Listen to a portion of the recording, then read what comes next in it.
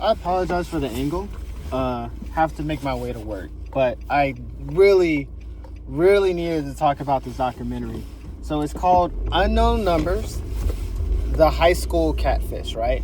And so we're watching it. I'm watching it. I saw a tweet about it, and the grand mystery of this documentary is who are sending these text messages. So you have two characters. You have Lauren, you have Owen. By the way, this is based on a true story.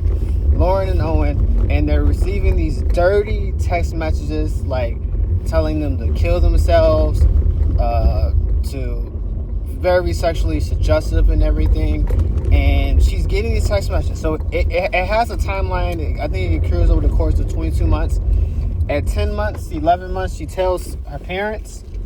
Owen tells his parents, they're notified. At 15, the law enforcement is involved. And then at 18 months, the FBI is involved. And then they eventually were able to trace down the numbers through an app called Pinger. And they found out who did it. And the biggest reveal from this was that it was the mom. So not only are you getting text messages that's very sexually suggestive, telling them to do different types of acts, it's so out there. I can't even say it, right? And then to tell them to self-delete and to do this and to do that, and it's coming from your mom. Oh my God, it's very demented. This is the darkest. Like, I'm even like not even equating apples to oranges. Like, I like horror and stuff of that nature, but this is it. This is too real for me. This is like the level 7 of what they call like the true horror being life. How could you, as a parent, send texts like that to your own flesh and blood, to your own child? Like, that's, and then like you're harming them. You're harming them willfully. And then she did it to the point, I think there's two narratives. Like, one theory, and I think all the theories that they come up with are true. One, she actually liked this teenage boy. So that's why she's texting these things to her daughter, so that she breaks up with them, right? But then also has an infatuation with him because she's still texting him, hoping to get acknowledged for him. And then the things that she was weird, like cut his own steak and stuff. Like now, I feel like the veil is revealed. You pull that curtain back, shit just seemed a lot of weird. So you have that, but then also wanting to have a relationship with her daughter. And how do you do that? By making yourself the villain. And it's like, why would you do that?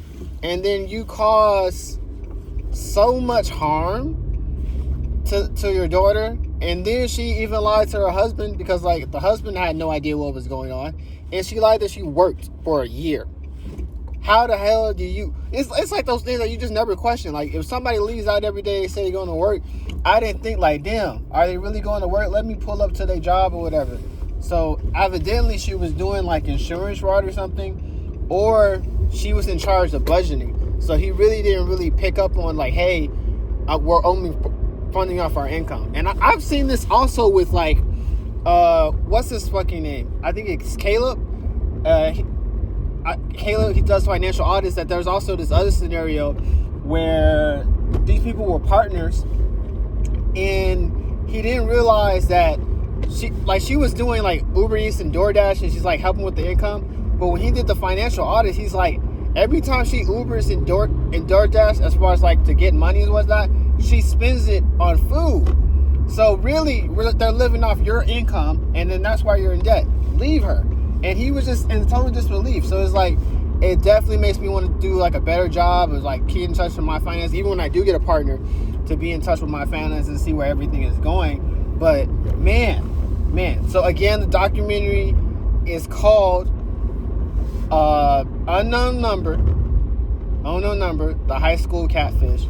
And this woman is like, I can't stress enough how dark that is. To do that constantly, over 80 messages a day. Definitely unemployed activity. Like, she would do this like a job. So while her kid is in school, she would be texting her hateful messages all day for over the course of 2 years. And I know some people can make excuses for people and stuff like that, and like, oh yeah, she had illness. Like, of course she definitely was not mentally well. I think that's a fucking given fact. She's not mentally well. But you can have things going on with you, right? Whether you're under the influence of a substance or some things that happened in your past, and like there can be the acknowledgement of that, but that doesn't absolve you of the harm that you do to people. Like okay, I'm again. I usually like to plug like the like, and subscribe and things, but like, I really don't even care about it for this video. I just want to just express myself. I upload it to later. But yeah, man, y'all gotta definitely be careful out there, because there's some very, very evil people out there.